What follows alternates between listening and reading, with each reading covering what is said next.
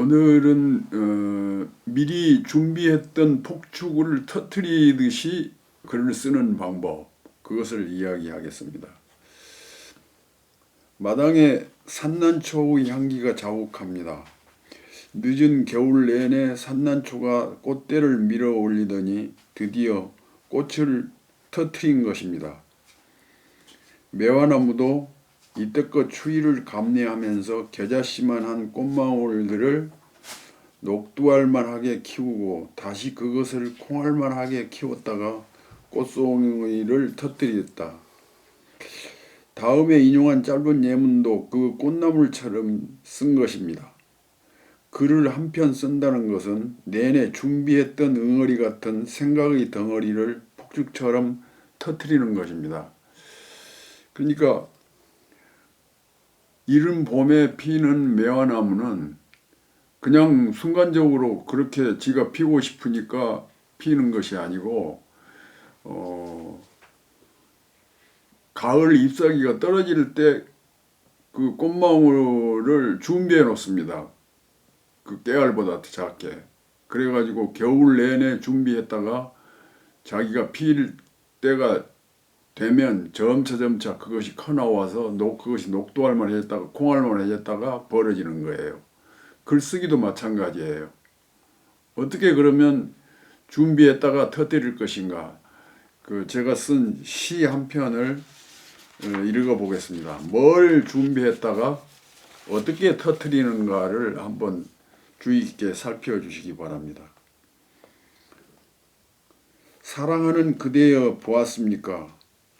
안개 낀 봄밤에 별들이 여다지 바다하고 홀레치리는 것 보았습니까?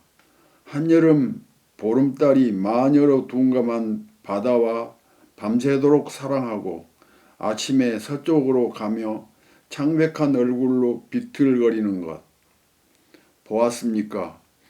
늦가을 어느 저녁에 여다지 바다가 지는 해를 보내기 싫어 소주 한 잔에 취하여 피처럼 불타버리던 것 보았습니까?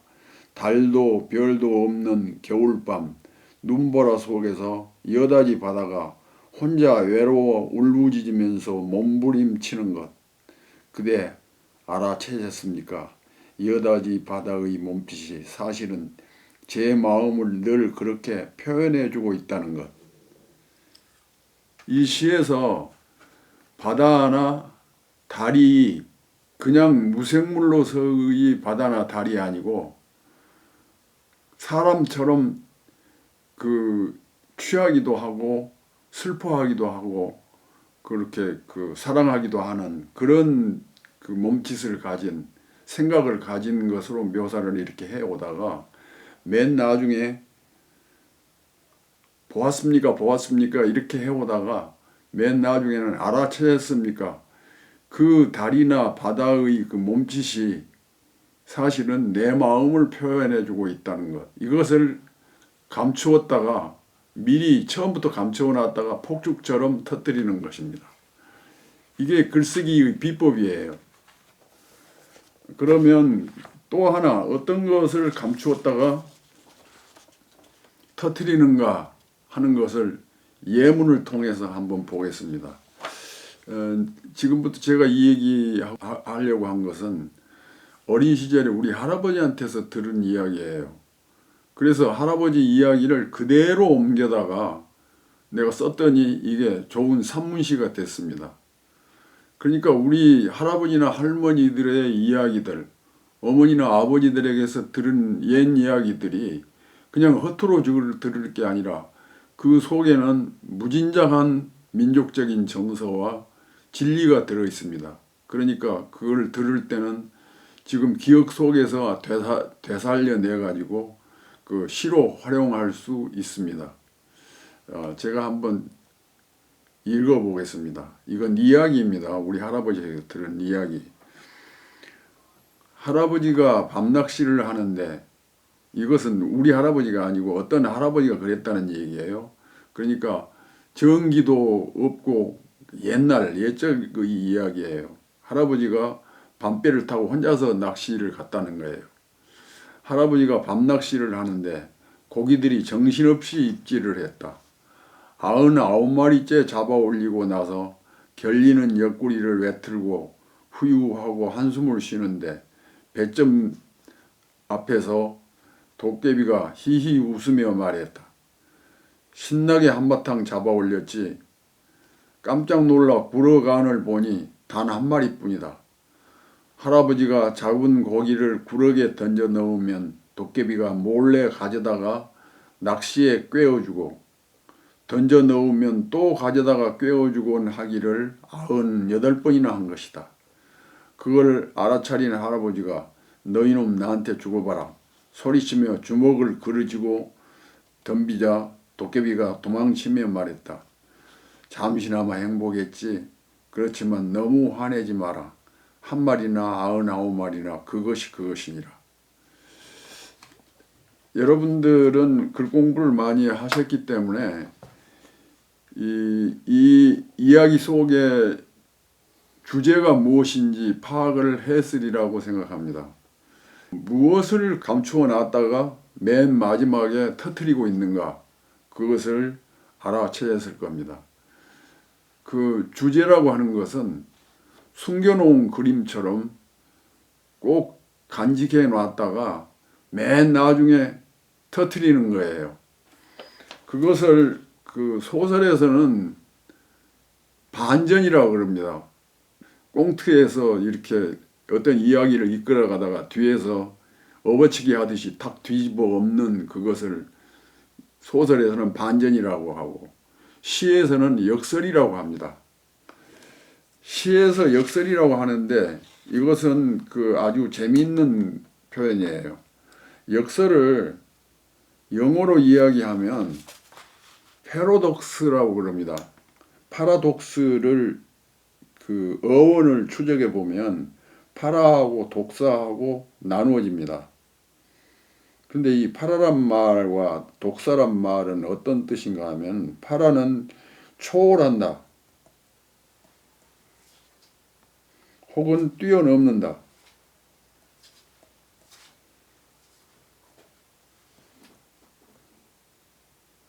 이거 독사는 말이에요. 그러니까 이 파라독사란 말은 어떤 말을 뛰어넘는 것, 그게 역설입니다. 역설.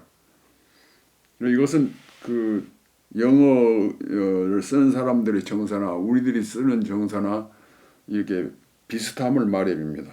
그러니까 파라독사가 합성된 것을 우리들은 역설이라고 말하고 외국 사람들은 파라독스라고 얘기를 하는 거예요. 그러면 무엇이 그 파라독스냐 하면은 제가 아까 그랬죠. 한 마리나 99마리나 그것이라고 하는 것은 우리들이 학교에서 배운 수학하고는 전혀 다른 수학이에요. 우리들은 하나에다 하나를 더하면 둘이 되고 둘에다 둘을 더하면 4가 되고 5에다 5를 더하면 10이 되고 이런 식의 수학을 공부한 거예요. 그리고 그 수학대로 우리는 일상생활을 하고 있습니다. 가령 은행에서 돈을 바꿈질하거나 물건을 살 때도 그런 수학으로 계산을 해서 서로 거래를 하는 거예요. 그런데 우리들이 일상생활에서는 그 수학이 통용되지 않을 때가 있어요. 가령 택시를 타고 간다고 합시다. 그럼 택시 기사가 9만 원을 벌었어요.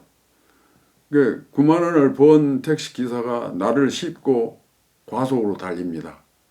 그때 내가 뭐라고 말하냐면 그 과속하지 마십시오. 과속하면 큰일 납니다.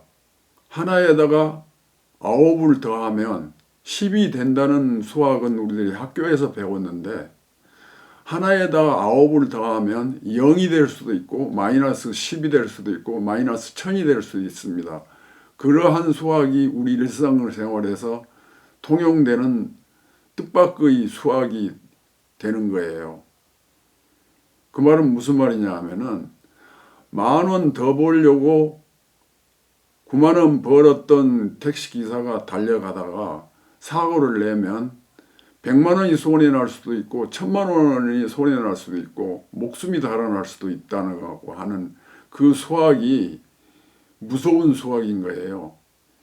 그것이 도깨비가 한 그런 수학이에요. 우리들은 학교에서 배운 수학의 고정관념에 사로잡혀 있는데 우리는 그 수학을 버리고 도깨비의 수학을 일시적으로 취하면 그게 시가 되는 수가 있습니다. 한 마리나 99마리나 그것이라고 하는 것은 도깨비의 말인데 도깨비의 수학인데 그것이 시의 언어인 겁니다. 그래서 우리들은 시를 쓸 때 미리 준비했던 폭죽을 터뜨리는 것은 무엇이냐 하면은 우리들이 도깨비 언어를 간직하고 있다가 터뜨리는 거예요. 한 마리나 99마리나 그것이다. 이거 다시 한번 봐봅시다. 할아버지가 이렇게 낚시를 던지면 물고 그래서 계속 이렇게 고기를 끌어당겼는데 그것은 도깨비가 희롱한 거예요. 장난을 친 거예요. 처음에 한 마리는 잡았는데 잡아서 구럭에다 넣었는데 또 낚시를 던지면 빈낚시를 던지면 여기 있는 것을 슬쩍 가져다가 낚시에다가 깨워주고 그렇게 하기를 98번이나 했다는 겁니다. 그러니까 도깨비의 희롱 때문에 당한 거죠. 그러니까 그 할아버지는 한 9마리나 잡았을 거라고 생각했는데 구럭 안에는 한 마리밖에 없었다는 거. 근데 도깨비가 나중에 도망가면서 너무 화내지 마라. 한 마리나 99마리나 그것이라고 한 그것을 말하는 것은 그거야말로 이 세상의 또 하나의 진리라는 거 그것을 말해주는 것입니다. 오늘은 미리 준비했던 것을 폭죽처럼 터뜨리는 그런 수법의 글쓰기에 대한 이야기를 했습니다. 여러분들이 글쓰기에 크게 깨달을 수 있는 계기가 되었으면 좋겠습니다. 오늘 강의 마치겠습니다. 감사합니다. 한승원 선생님의 강의는 매주 1회에서 2회 업로드합니다. 교재는 한승원 글쓰기 비법 108가지입니다. 글쓰기는 영혼을 맑게 하는 세상에서 가장 아름다운 비약입니다. 구독, 좋아요, 알림 설정 꼭 부탁드립니다.